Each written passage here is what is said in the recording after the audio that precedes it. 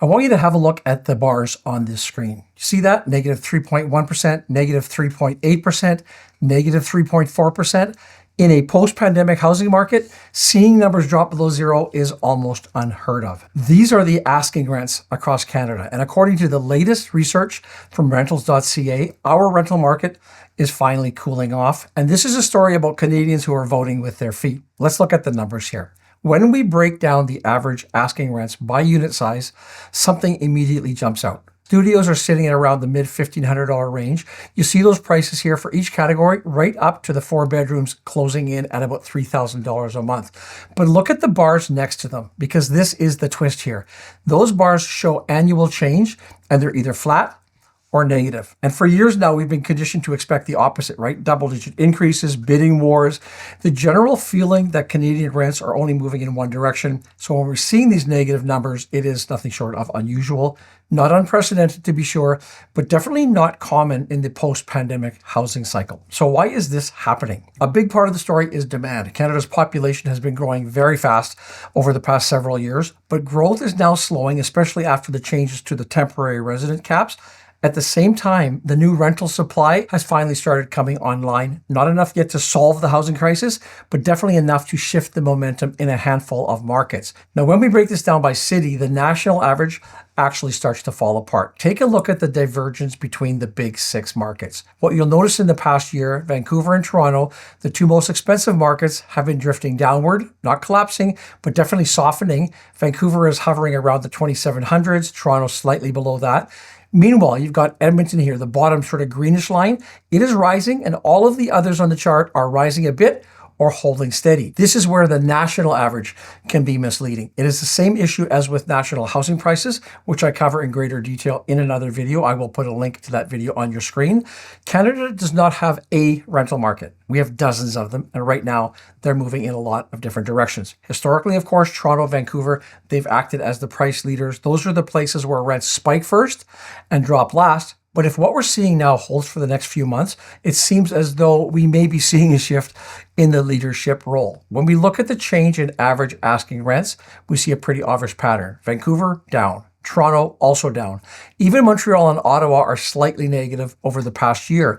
But then on the far right, you see Edmonton, a big jump of nearly 15% over the past 3 years. What we're seeing here could just be a rebalancing. Canadians may simply be voting with their feet. More people definitely are leaving the markets where they can't afford.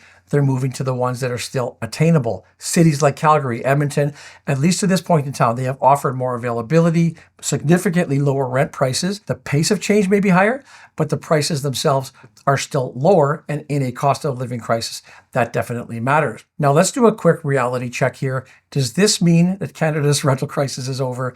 By no means, absolutely not. Rents are actually still extremely expensive relative to income, and affordability is still a massive challenge for many. Think of it like gas prices. If gas hits $2 a liter, then it drops to $1.80. That's technically a 10% correction, but it is still painful at the pump. And that is exactly where we are with rent. A 5% drop in Toronto, that doesn't erase the 40% gain that we've seen over the past few years. It just means that the bleeding has slowed down just a little bit. That said, I do believe that there is a meaningful shift happening here. For the first time in years, the data are saying that supply is starting to put pressure on prices, and usually it has been the other way around. So if you're a renter, that's probably refreshing to hear. If you are a landlord, you're counting on the rising rents to offset higher mortgage costs, it might not be quite as exciting. Also worth noting here is that we are not seeing a crash scenario, right? Canadian rents aren't just falling off a cliff.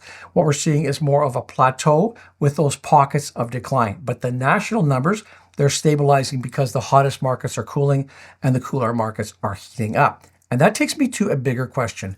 Should Canada rethink how we talk about housing altogether? Most national conversations focus on Toronto and Vancouver, but we can see that these meaningful shifts are happening right now, and they're happening outside of the hubs. So if we want a realistic picture of affordability, I suggest that we have to widen our lens a little bit. So let's zoom out one last time here. The negative bars that we saw at the start of this video, they are a signal that the up-only era for Toronto and Vancouver has hit a ceiling. As we saw with the spike in Edmonton, though, the pressure hasn't disappeared.